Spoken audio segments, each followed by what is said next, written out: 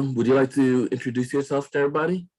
Sure, yeah. My name is Abdier Benitez. Uh, right, I'm from Puerto Rico, but both of my parents are Dominican. I started modeling maybe like 7 or 8 years ago, just about, I think. And I'm currently living in New York City. All right. How did you get into modeling and what was your start like? So I started getting into modeling because my then boyfriend, now husband, he suggested that I should do it, and I was apprehensive at first because I didn't feel like I had the looks for modeling and stuff like that. And probably it's more self-esteem than anything. And one day I decided to just like go to a little modeling training classes like that. I learned a few good things there. Then I joined up with that modeling agency for a bit. I can't really remember the name. It was all back in Puerto Rico. And then I Okay. did a modeling competition called Grand World Model. And that was right before I came to New York. So basically, I started on the urging of my husband, essentially. All right. What type of modeling did you start out doing when at the Runway. okay, and what kind of stuff do you do now? Mostly just photo shoots. I find it a lot more comfortable, a lot more respectful of my time, that's for sure. And I have a lot more freedom in what I get to do. Sometimes I just hook up with a photographer and just do whatever they have on their mind.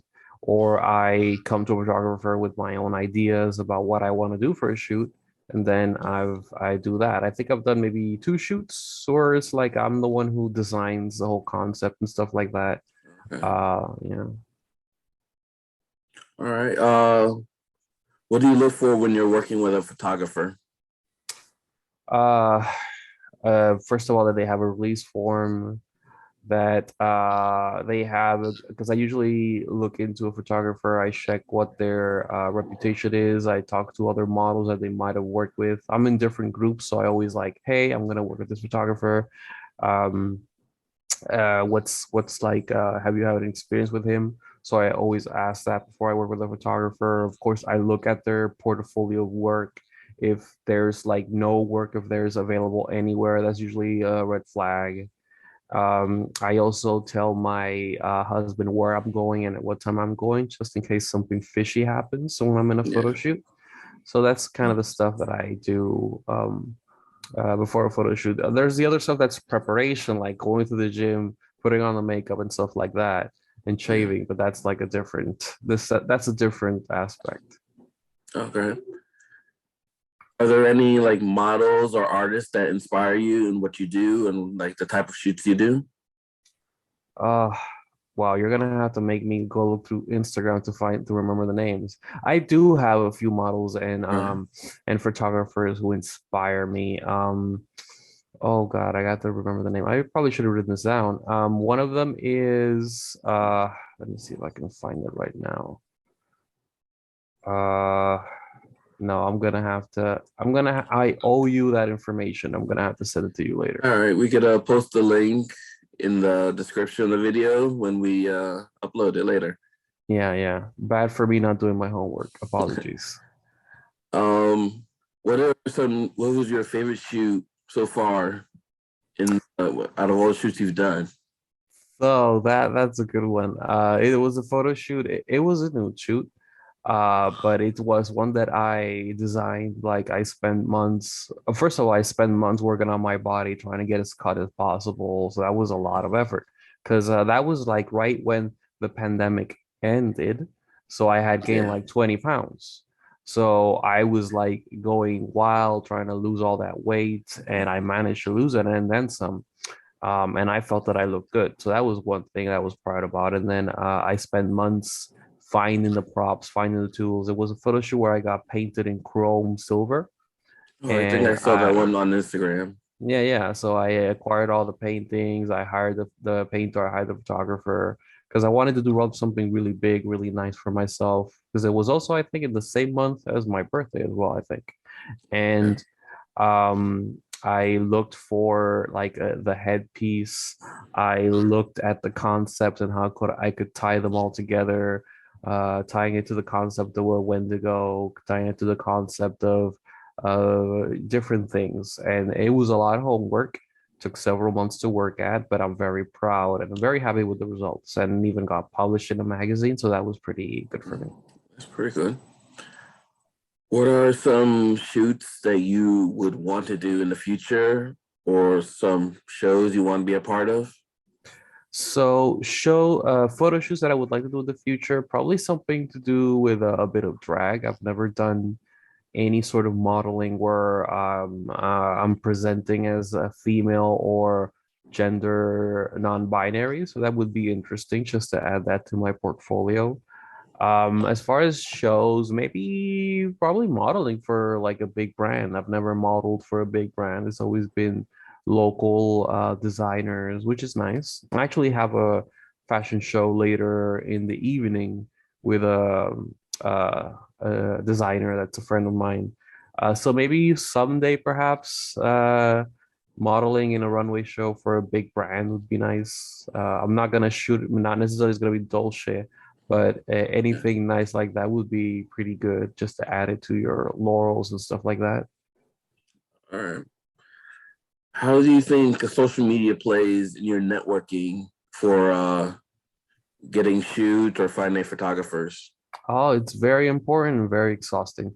So Instagram is a very important one, but Instagram, the problem is Instagram is very finicky with sexually explicit stuff, and sometimes you're not even sure what they're defining as sexually explicit.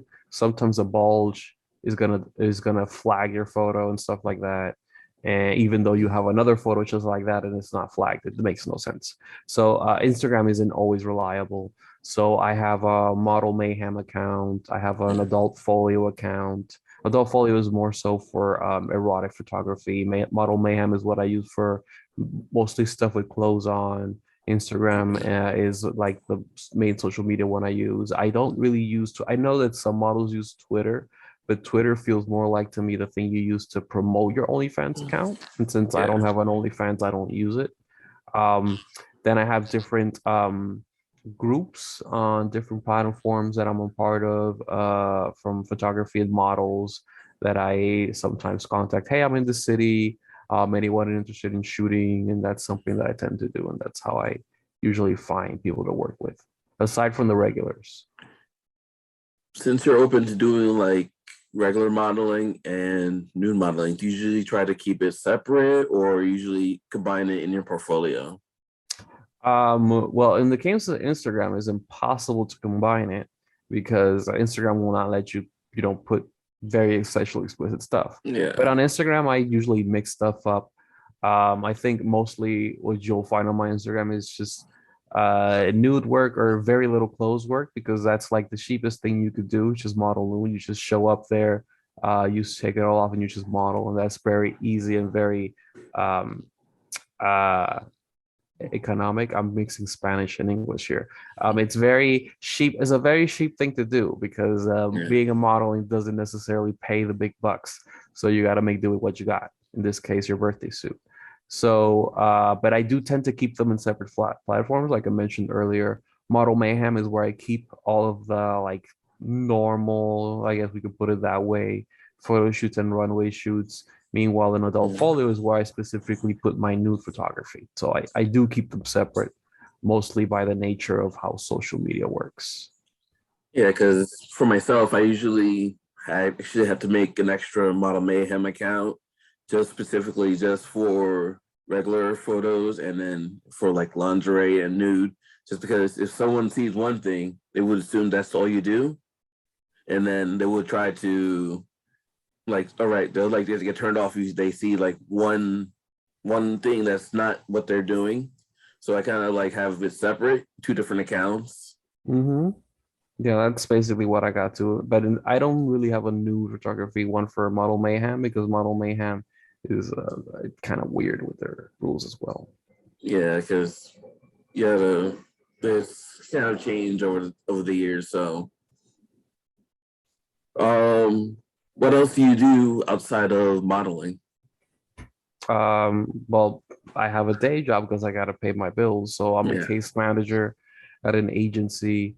So I help people with supportive housing. So that's one thing I do. I play video games. I play two MMORPGs. Some people at least might know what that means. I play Final Fantasy 14 and Guild Wars 2. Obviously, I gotta go to the gym because I gotta maintain my physique. I'm usually into politics. My BA is in psychology and politics. So Okay. I'm usually keeping track of politics and I have my little chats with some friends that we have like debates about politics and stuff like that. And I follow a few streamers who are politics streamers as well. Is there any like advice that you received that helped you with your modeling? Learning how to do your own makeup for sure. I mean, I imagine that for a lot of male presenting, no, not that I imagine, I know that because I've seen them. Male presenting models, they don't show up with any makeup. Maybe they'll ask the the makeup artists at the runway show to do their makeup when they start to feel a bit anxious. But like I think like your modeling, I mean your makeup, if you're male presenting, is very simple. It's something you could do at home before you leave your house. So I was taught that and it's very handy. It makes sure that you look good, pristine on the photos. There's no reason why not to do it. That's less work also for the photographer for editing anything that looks off. So I recommend that. And I guess another one is just have fun in the runway because sometimes you could overthink things. And really, it's only gonna be there like walking. You're gonna be there 3 or 4 hours, and you're only gonna walk like 10 seconds. So you should really enjoy it as much as you can while you have the chance to walk. And I think those are pretty good uh advices I've had, and also practicing your poses and your expressions on the mirror and stuff like that. And don't be afraid to experiment is another good one when you're on a photo shoot, especially with a photographer that you trust. Just like try out different faces, different poses, stuff you've never tried out before, because you never know when you find your new look. That'll be very good for you.